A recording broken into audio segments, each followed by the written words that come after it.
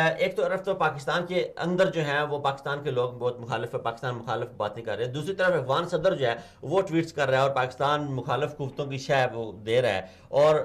تیسرا سب سے بڑا جو ظلم یہ ہوا کہ جو پاکستان کے اندر جو تحریکیں چل رہی ہیں وہ منظور پشتین وغیرہ کی، انہوں نے اس کی حمایت کر دی۔ ہاں، ہونا تو یہ چاہیے تھا کہ وہ غیرت کا مظاہرہ کرتے، یہاں پہ وہ کہتے کہ ہمارے یہ اندرونی معاملہ ہے، تم کون ہوتے ہو اس میں مداخلت کرنے والے۔ پھر افغان صدر کی اہمیت اس وقت یہ ہے کہ دنیا کے سامنے افغان صدر خود جو ہے وہ بیچارہ بڑا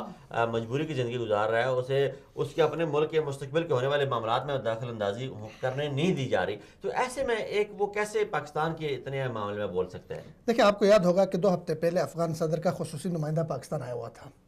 اور اس نے پاکستان کے وزیر اعظم سے بھی ملاقات کی، آرمی چیف سے بھی ملاقات کی۔ وہ یہ چاہ رہا تھا کہ ماسکو میں ہونے والے مذاکرات میں پاکستان ہمیں کردار دے دے، طالبان سے ڈیمانڈ کریں کہ ہمیں کردار دے دے۔ اس وقت وہ پاکستان میں ان کا نمائندہ فریادیں کرتے پھر رہا تھا، وزیر خارجہ سے، وزیر اعظم سے، آرمی چیف سے، اور نمائندہ کس کا تھا؟ وہ پہلی دفعہ ان کے افغان صدر کا نمائندہ پاکستان آ کے یہ سب کچھ کر رہا تھا۔ پاکستان نے کام کوشش کریں گے، پاکستان نے طالبان سے بات کی، طالبان نے جواب دیا نو، ٹھیک ہے۔ غصہ یہ تھا کہ افغان صدر کو غصہ بنیادی طور پہ یہ تھا کہ ماسکو میں جو مذاکرات ہو رہے ہیں اس میں اس کو کردار نہیں دیا گیا، اس کے ملک کے حوالے سے، اس کے ملک کے اپنا غصہ نکال رہا تھا۔ ہاں، ایک یہ غصہ نکالا، لیکن میں اس ٹویٹ کو بہت اچھا سمجھتا ہوں، اس لیے اچھا سمجھتا ہوں کہ وہ ایکسپوز ہو گیا، وہ بھی ایکسپوز ہو گیا، اور پاکستان میں بیٹھے دیکھیں پہلی دفعہ پاکستان کی تمام سیاسی قیادت، تمام جماعتیں اور ہمارے صحافی تک سب نے اس پہ ریئیکٹ کیا، انہوں نے کہا بھائی یہ ہمارا آپس کا مسئلہ ہے، ہمارا اندرونی معاملہ ہے، ٹھیک ہے نا۔ لیکن اب یہ تو واضح ہوگا نا یہ ہمارا اندرونی معاملہ نہیں، اس میں پیچھے انٹرنیشنل قوتیں اس میں انوالو ہیں۔ اب اس میں دیکھو ایکسپوز اس لیے ہو گیا، ہم تو پہلے کہتے تھے یہ منظور پشتین وغیرہ کہ بھائی ایک رات میں 5000 ٹوپیاں کہاں سے بن کے آتی ہے،